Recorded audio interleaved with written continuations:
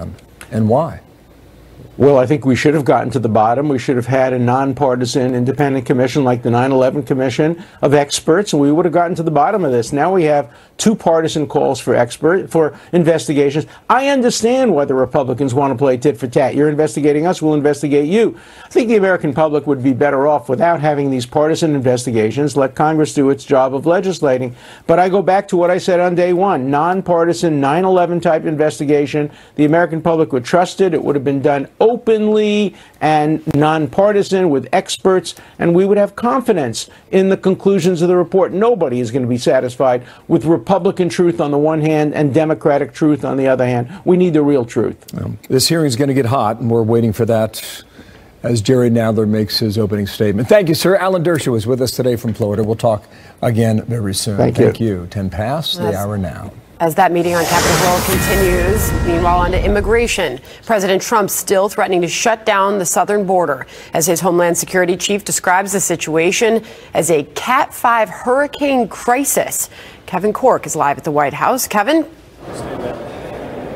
The president is rightly ranking his solemn duty, his oath to defend and protect this country at the top of his values list, and that means job one. And from the White House's perspective, that means national security. And national security, they would argue, is in fact border security. It is paramount, and that is why the president is once again making this push, this decision to perhaps shut down our southern border. He said that last night during remarks at the NRCC event here in Washington, expressing his frustrations with our existing immigration laws, which he says have actually encouraged millions to come here illegally.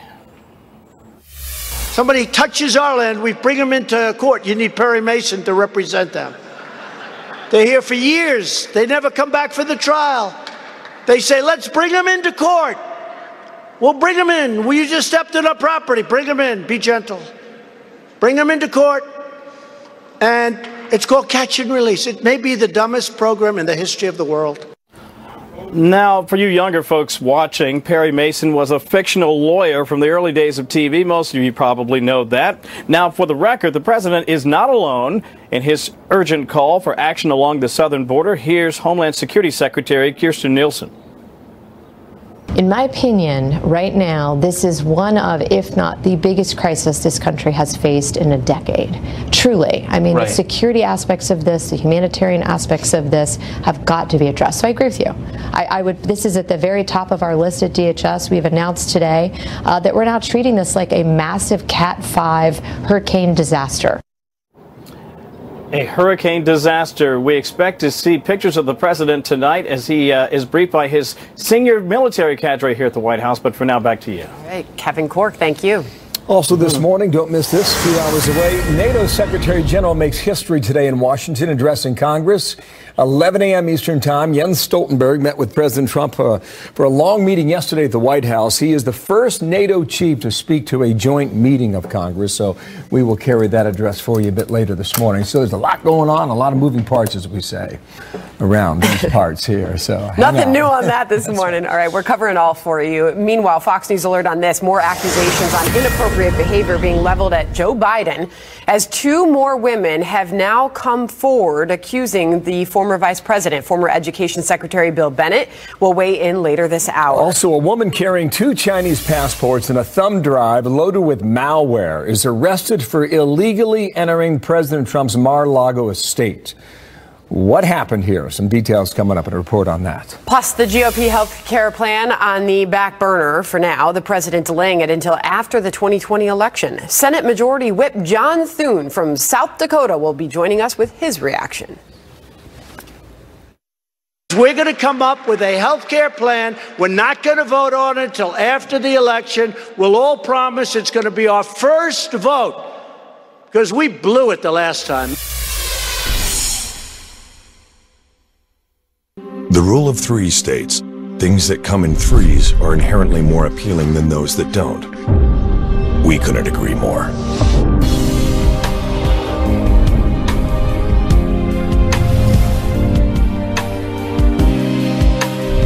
Three trucks, 1 GMC. Step up to GMC and get over $12,300 total value on this specially equipped Sierra Denali when you finance through GM Financial. We are professional grade GMC. Hi, I'm Joan London.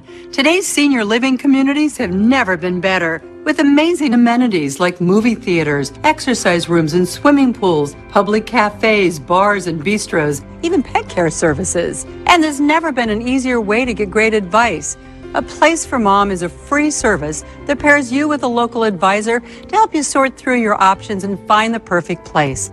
A Place for Mom. You know your family, we know senior living. Together we'll make the right choice. My dad was really, really special, and I love my dad a lot. I'm proud of him, and that even though he isn't here with us, but he died as a true hero. I miss everything about him. In the moment that the officers and I had to come see the children, my biggest reaction was, I don't have 7 arms.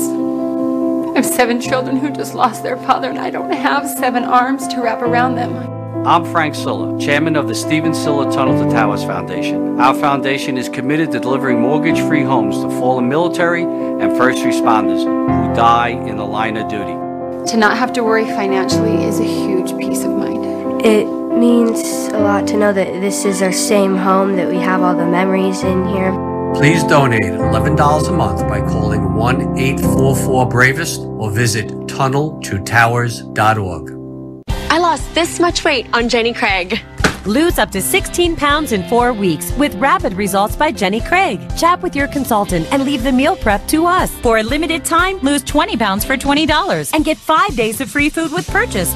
Oh, I never paid that for a hotel. Well, how'd you do it then? Yes. How? With Trivago, you can search for the hotel you want. Select the dates, and Trivago will compare the prices for that hotel from hundreds of websites worldwide to find the ideal hotel for you. Hotel Trivago.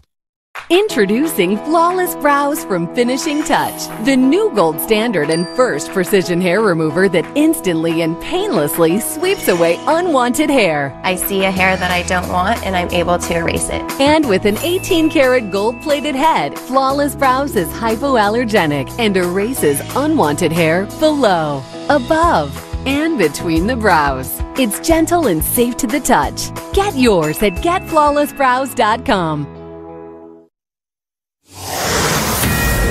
Federal prosecutors filing charges against a 32-year-old Chinese woman for illegally entering President Trump's Mar-a-Lago estate in Florida over the weekend.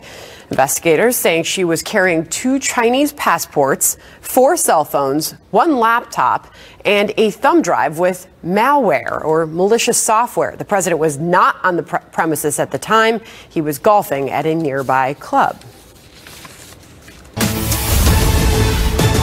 We're going to give a great health care plan, and we're going to go and campaign on that plan with the understanding that if we win, it's going to be much less expensive than Obamacare and much more usable in terms of deductibles. We know that health care is going to be a big issue in the 2020 elections. President Trump last night saying that he will wait now until after the election to push lawmakers to overhaul health care. Senate Majority Whip John Thune from South Dakota with me now. And, sir, good morning to you. Might get cut off here. Let's see how far along the line we get. Senator McConnell on Monday night says we're not doing it before 2020. Did the president need to hear that? And is this what you would consider an about-face, sir? No, not at all. I just think the president's doing what the president does, and that is he wants to solve big problems, and that's what leaders do. And so he wants to take on health care, and so do we. The challenge he has right now is he's running into the political obstacle of a Democrat-controlled House whose idea for health care reform is a $36 trillion one-size-fits-all government-run plan that would take health insurance coverage away from 180 million Americans. So that's what we're faced with right now. That's why I think the president's come to the conclusion that the only way to get health care reform across the finish line is to win this election, him win the election, take the House back, and then we'll go to work on lowering costs for the American people and giving them more access. So the thinking was you could campaign against Medicare for all. Is that what you're saying is the most effective approach? Sure, no question about that. And in the meantime, Bill, we can work with him on solutions that will drive down costs. We're working up here in the Senate on reducing prescription drug prices. That is an issue that I think that drives healthcare costs in this country. It's something that affects every American, and transparency, a number of other things that we think we can do in the meantime. But to get that solution that the president's looking for, which will offer Americans more choices, more competition, drive costs down, I think it's going to take a different composition in the House of Representatives than a bunch of people who want a $36 trillion government-run program. Well, I'd say we've got an election issue on our hands already. That's clear. Sir, I apologize for the shortness of time here. We've got a hearing underway in the House, but I hope you come back soon, okay? Senator John Thune, thanks, thank Bill. you. We got Jerry Nadler and some others now inside this hearing. Sandra. You want the resolution read? Very well. The clerk will read the resolution. The clerk will read the amendment in the nature of a substitute. Amendment in the nature of a substitute to a resolution offered by Mr. Nadler. Strike all after the resolving clause and insert the following. That upon the adoption of this resolution, the chairman of the Committee on the Judiciary is authorized to issue subpoenas for documents and testimony relating to the following. Final report authored by the Office of the Special Counsel Robert S. Mueller III, pursuant to Order Number 3915/2017. And any accompanying exhibits, annexes, tables, appendices, other attachments, and all evidence referred to in the report. And underlying evidence collected, materials prepared, or documents used by the Office of the Special Counsel Robert S. Mueller III in the investigation conducted pursuant to Order Number 3915/2017. In addition, the chairman, at his discretion and as he determines necessary, is authorized to issue subpoenas for documents and testimony to the following individuals or to agents who may have received documents from the White House relevant to the investigation on Special Counsel Robert S. Mueller III, conducted pursuant to Order Number 3915/2017, thereby affecting a waiver of potential applicable privileges. Donald F. McGahn II, Stephen Bannon, Hope Hicks, Reince Priebus, and Donaldson. This resolution is adopted pursuant to Rule 4 of the Committee on the Judiciary and Clause 2M of Rule 11 of the U.S. House of Representatives. I will recognize myself to explain the amendment. This amendment makes only technical changes to the underlying resolution. I would like to use my time to elaborate on the point made in my opening statement, that there is ample precedent from other investigations involving allegations of wrongdoing by the President for the Judiciary Committee to receive not just the full report, but all of the underlying evidence, including grand jury material. In the investigation of Bill Clinton, the independent counsel Ken Starr produced to Congress a 445-page report, several thousand pages of appendices, and 17 boxes of underlying evidence and other materials. These boxes included all of the grand jury information protected by Rule 6E of the Federal Rules of Criminal Procedure. The Starr report and the underlying evidence and materials produced to this committee fill up volume after volume of the record in the Clinton impeachment proceedings. I am holding up only 2 of these many volumes that contain some of the evidence and materials underlying the Starr report that he produced to Congress. Here is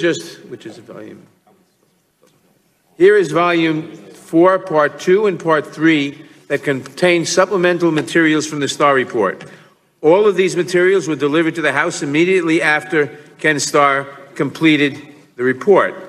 Looking at volume 4, part 3, it is filled with the grand jury testimony and other evidence from the Starr investigation that was produced to the House Judiciary Committee. For example, on page 3341, there is grand jury testimony of Stacey Desmond Porter. Here is a copy of it. There were boxes and boxes of such information produced by Ken Starr. Starr sought and obtained authorization from the court overseeing the grand jury to share the grand jury materials with Congress.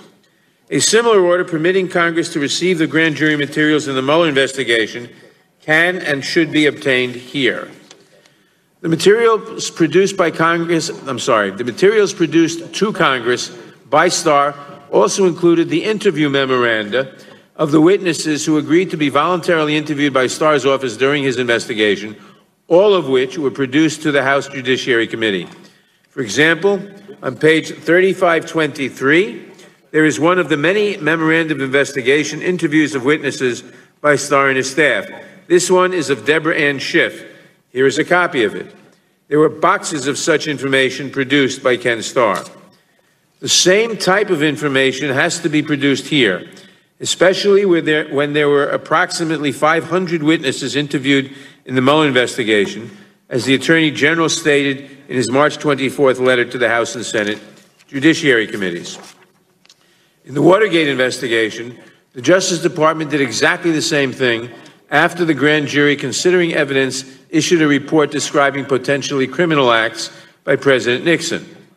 The Justice Department filed briefs fully supporting disclosure of the report to the House Judiciary Committee and made the point that, quote, the need for the House to be able to make its profoundly important judgment on the basis of all available information is as compelling as any that could be conceived. So here is the defense as to why 21 years later you're getting Jerry Nadler to support the full release of this as opposed to where he was in 1998 with the Ken Starr report. Different rules back then, and Congress set out to change them shortly thereafter. We heard a short time ago from the ranking Republican on the Judiciary Committee on Democrats' call to release the full Mueller report without redactions to Congress. He said this is hope against hope that we're going to find something. He said, what's the rush? Spring break, I guess. We don't want to wait till May.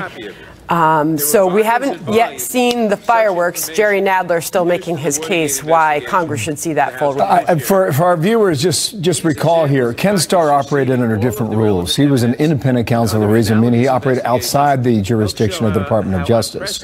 Bob Mueller has worked under the new rules, where he was immediately reportable, or any indictment of those who are not considered indictable or evidence against them is made public. We're trying to be careful about this. It does take time.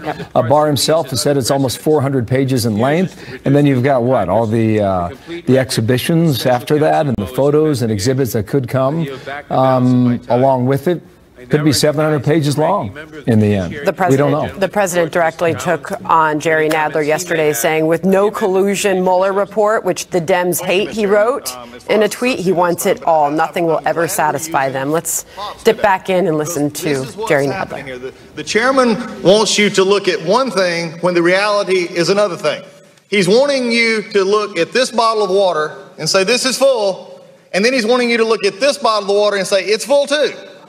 It doesn't work. You can't say the Starr report, or even going back to impeachment, which we'll get to in a minute, and then come along and say Mueller is full too. It's the same. They're not the same. And as long as we perpetrate this fraud of saying that they're the same, then we're going to continue down this process of saying that we've got a problem here. Because the Starr report, which actually came out, let's actually go to what it said. The Starr had a requirement under the Independent Counsel Act, 28 U.S.C. 595, to advise the House of Representatives of any substantial credible information which may constitute grounds for an impeachment. Remember, it was the Janet Reno Justice Department, after the Starr report was written, that rewrote the regulations that we're under today. Starr, Mueller, two different things. And if we understand this, then we can understand the problem we have here. I feel for the chairman. He's trying to make an analogy that just won't work. He's doing as good a job as he possibly can. It just doesn't work. The other interesting issue in here is he's used two precedents for getting this information, both of which are impeachment. If the chairman truly wanted to get at this information, then he can go to what I believe many in their heart desire is open the impeachment inquiry. Maybe that's what we're going to get to today. But if you use the precedent of impeachment, not the precedent of subpoenas, then there's a problem.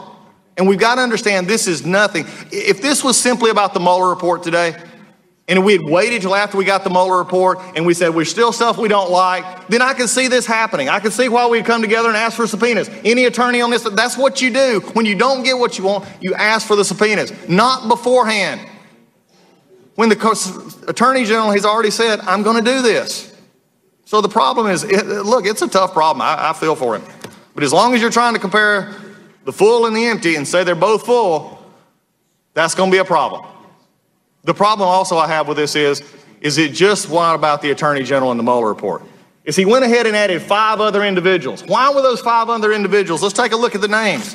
The 5 other individuals: Don McGahn, Steve Bannon, Hope Hicks, Rance Priebus, and Ann Donaldson. All of which have either gave information or answered and responded to their initial letters. Why are these 5? They're close to the president. The closer you get to the president, the press writes about it. The press writes about associates of the president get a subpoena. Let's take this for what it is. We don't have our popcorn machine yet. We're getting it for our side because this is great political theater. But as long as they're trying to convince you that this one and this one are the same, then we're going to go down the same sad road. With that, Mr. Chairman, I yield back. I thank the gentleman. I just want to comment on one thing. The argument is made that the prior history is irrelevant because Mr. Jaworski and Mr. Starr operated under a different law than Mr. Mueller is operating. That fact is true. However, we have the same constitutional rights as the committee did in those days, and we have the same constitutional duty as the committee did in those days. And we have the right and the necessity to get all the information to fulfill our constitutional duty. Are there any amendments to the amendment in the nature of a substitute? Hearing none. Mr. Chairman, I have an amendment. The clerk will report the amendment. Mr. Chairman, I reserve a point of order. It's an enormous committee, by the way, 41 members. Democrats have the clear majority in it, so we expect the subpoena, when it's voted on, to pass. At that point, what does Bill Barr do? Does he ignore the subpoena? If he does, then Democrats have pledged they'll fight all the way to the U.S. Supreme Court. Will it survive there? Dershowitz just made the argument that it won't. The court won't even take it up. So we're in standby mode in a moment here inside that hearing. Fireworks coming from both sides now. Jerry Nadler has made his case, the ranking Republican on the committee making his case. This will continue. We'll continue to monitor it for you. We shall. Also, President Trump putting all options on the table to secure the southern border. Congressman Peter King will respond to both these issues coming up live in a moment right here on America's Newsroom. Come on back. Security is more important to me than trade. So we're going to have a strong border, or we're going to have a closed border. The 1.5-ounce silver snowy owl coin is officially sold out. Now, Lear Capital brings you the new and larger 2-ounce silver Orca. For a limited time, get up to $2,000 worth of these all-new silver Orca coins free with a qualifying purchase. The Orca is made of the finest silver of any coin in the world. Its all-new, larger 2-ounce size makes it unique and valuable. And because it comes with a government guarantee, it's IRA eligible. With silver prices low, now may be the best time to add silver to your savings and retirement accounts. Call Lear Capital and ask how you can earn up to $2,000 worth of new 2-ounce silver Orca coins free with a qualifying purchase. You'll also receive our free silver report and video. See what's driving demand and why financial experts believe it could send silver prices soaring. Call now, 1-800-769-8500, 1-800-769-8500. The House Judiciary Committee meeting continuing on Capitol Hill right now on a resolution to subpoena the full Mueller report. You've seen the back and forth, Jerry Nadler, the top Democrat there, the chairman of the committee, making his case to release the full report in its entirety without redactions to Congress before ultimately the public would get to see that. And then, of course, you heard from the ranking Republican on that committee a short time ago. We have, and this is a look back at just a few moments ago in that meeting. Listen. Classified information before. The committee has a job to do. The Constitution charges Congress with holding the president accountable for alleged official misconduct. That job requires us to evaluate the evidence for ourselves, not the Attorney General's summary, not a substantially redacted synopsis, but the full report and the underlying evidence. I'm not sure the purpose of the subpoena with this majority. It seems to be we want to use it because it sounds good, but yet when it comes down, we don't want to use it. And now we're back at it again because this is all preemptive. For more, let's bring in Congressman Pete King, who serves on the Homeland Security Committee. Congressman, thank you for joining us as we continue to follow the developments out of that meeting. We're also told that a vote on this resolution is imminent. So we'll be watching and listening closely there. But first, your thoughts as you've seen the initial back and forth in that meeting room. Listen, I'm not saying this as a Republican, but I fully stand by Congressman Doug Collins on this, the ranking member. The fact is, the Attorney General has said he is going to release the report. He is doing his job now as Attorney General to take out what he believes is any information in there which might be scandalous, which is not relevant, or which violates grand jury rules. that report will be submitted. If at that stage Congressman Nadler and the Democrats are not satisfied, then they can take action then. But to do it now is political theater. We heard for 2 years, wait for the Mueller report. Well, now we have the analysis of the Mueller report that's out. The Attorney General is going to be releasing as much of the full report as he can over the next several weeks. If that's not going to be enough for the Democrats, let them take action then. But to do it now, to me, it's really unseemly, it's wrong. In many ways, it's an abuse of the power of Congress, because the Attorney General also has rights, as does the President. And right now, the Attorney General, who is an honorable man, no one questions Bill Barr's integrity, at least until now, when the Democrats didn't get the result they wanted. So no, I think it's important that these subpoenas, if they are issued, that the Attorney General not comply with them, that let's wait and see what his report is. When he releases a report, which will have to be redacted somehow, when that comes out, then we can all look at it, and if the Democrats want to go forward at that time, let them do it. But right now, this is a total stunt, a political stunt. Democrats say that they're pushing for transparency. You've heard the president pushing back on that claim, calling out the chairman of the committee, speaking now in that room, for opposing the release of the independent counsel. Ken Starr's report on the investigation of former President Bill Clinton. Well, Jerry Nadler just addressed that in that room on his opposing of the release of the Starr report back in 1998. And what he said, Congressman, is that he was opposed to it because of information on lurid sexual activity by the President Clinton. He said, President Trump seems to think he's caught me in changing my mind on the subject. It was inappropriate in 1998. We are dealing now not with the president's private affairs. That's how he addressed it at the top of the meeting. That is a distinction without a difference. Jerry's trying to make a case for himself now.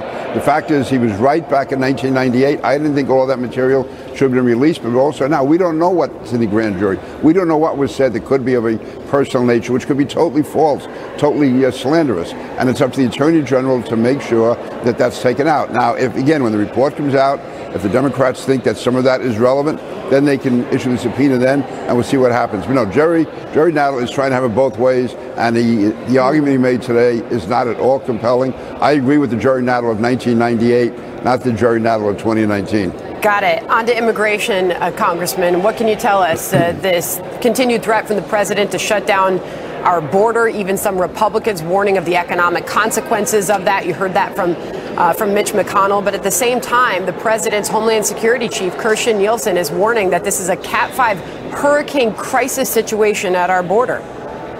I agree it is a crisis. I think we need more Border Patrol agents. We obviously need border barriers.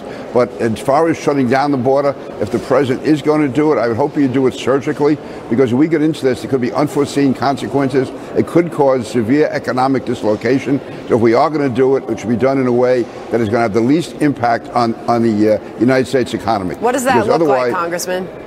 Excuse me now? What does that look like? You suggested if it's done, it should be done surgically. What do you mean? I'm asking the president to do it in a way which is going to have minimal impact on the American economy. Maybe limit to certain types of commerce, but do it in a way which is not going to bring our economy down. I think, as Senator Kennedy said, it will be like $1.5 billion a day in economic loss. If we get into that over a 2 or 3, 4 week period, how does the president get out of it? So I just want that to everybody be at the table on the president's side, including members of Congress and the Senate, before he announces this, if he is going to do it, to try to have the least impact on the American economy. I don't know if it can be done, but I think that should certainly be explored, because I don't want to go into the land of unforeseen consequences where we suddenly find ourselves being hurt economically and not being able to get out of it. Are you optimistic that Congress is moving towards some sort of progress when it comes to the demands of Homeland Security and the situation that Kirstjen Nielsen is describing there? Final thoughts. Unfortunately, I'm not. But I think, actually, in a bipartisan way, Tom Suozzi and I have come forward and said that the Democrats should agree to have border barriers. Republicans should agree to do something with the Dreamers and TPS recipients, but those border barriers are essential. This should not be that difficult an issue. Both sides are locked in, and that's wrong. So I'm not that confident about Congress right now. Maybe this crisis will wake some people up. Congressman P. King, really appreciate your time this morning. Thank you, sir. Thank you. Thank you, sir. Waiting on that vote. We'll take our viewers there when it happens. In the meantime, a 1-2 punch last night from the president. Check this out. I'm only afraid that we're going to be too hard on the Green New Deal, and they're not going to do it. I'm actually saying it's a wonderful thing. The Green New Deal, done by a young bartender, 29 years old. That was a shot to the Congresswoman Ocasio-Cortez. And the Green New Deal, the economics and the politics of that. We'll get into it with Charles Payne coming up shortly here. Also, Joe Biden under new scrutiny today. 2 more women accuse him of inappropriate behavior from years ago. Former Education Secretary Dr. Bill Bennett will join me on that coming up next. What I think that it's important for the Vice President and others to understand is it.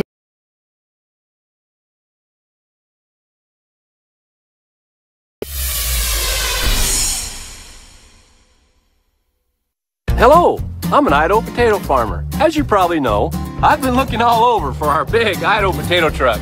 It's out somewhere.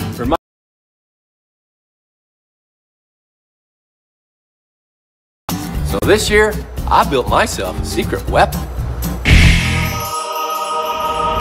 There it is! Let's get him, boy! Oh, man!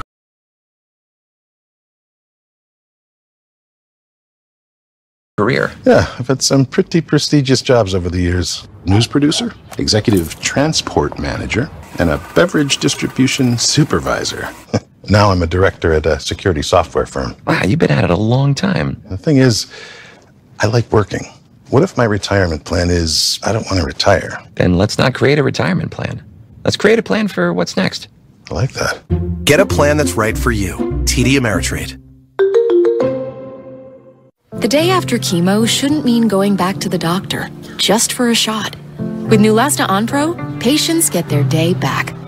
To be with family or just to sleep in. Strong chemo can put you at risk of serious infection. In a key study, Neulasta reduced the risk of infection from 17% to 1%, a 94% decrease. Neulasta Onpro is designed to deliver Neulasta the day after chemo and is used by most patients today. Neulasta is for certain cancer patients receiving strong chemotherapy. Do not take Neulasta if you're allergic to it, or Neupogen, filgrastim. An incomplete dose could increase infection risk. Ruptured spleen, sometimes fatal, as well as serious lung problems, allergic reactions, kidney injuries, and capillary leak syndrome have occurred. Report abdominal or shoulder tip pain, trouble breathing, or allergic reactions to your doctor right away. In patients with sickle cell disorders, serious, sometimes fatal crises can occur. The most common side effect is bone and muscle ache. Ask your doctor about Neulasta Onpro. Pay no more than $5 per dose with copay card. Introducing Nutrisystem's Spring Sale. Save 50%. Yes, 50%. It's your favorite foods made healthier, perfectly balanced to put your body in fat-burning mode. Lose up to 13 pounds and 7 inches overall in your first month. I'm Marie and I lost 50 pounds with Nutrisystem. I lost 60 pounds with Nutrisystem. I lost 41 pounds on Nutrisystem. Count, measure, meetings, not with Nutrisystem. Order your 28-day plan right now. You'll get specially designed meals. The food comes right to your door and it tastes great. You get the right foods in the right portions, so you learn how to keep the weight off. Plus 1 week of all new Fresh Start shakes with probiotics to shrink your belly free. And there's even a money-back guarantee. For a limited time, save 50% off every program. It's the biggest sale of the season. Call or go online right now. Go online or call 877-920-TRIM right now to save 50% plus get probiotic shakes free. I think he's a good guy. I think he means nothing bad by this. I've had a million policy disagreements with him, but he's genuinely one of the most honest, decent people I've ever met. We've been friends of the Bidens for 38 years. Obviously, any sort of harassment is strictly wrong. Joe Biden is someone who wears his heart on his sleeve. That's just who Joe Biden is. I do think he will be more conscious of the possibility that in some settings it might make some people uncomfortable. So some of the reaction now from both sides there to Joe Biden after 2 more women come public to claim that he touched them inappropriately. Dr. William Bennett served as drug czar during the Bush administration. He's the host of Wise Guys on Fox Nation and a Fox News contributor. How you doing? Bill Bennett, welcome back to our program here. Good. You've known Joe Biden a long time. You're hearing about these stories now for the past 5 or 6 days, and what are you thinking? Well, I don't think they're to be confused with Harvey Weinstein and other real serious perpetrators of sexual harassment. Allergy relief. It starts strong.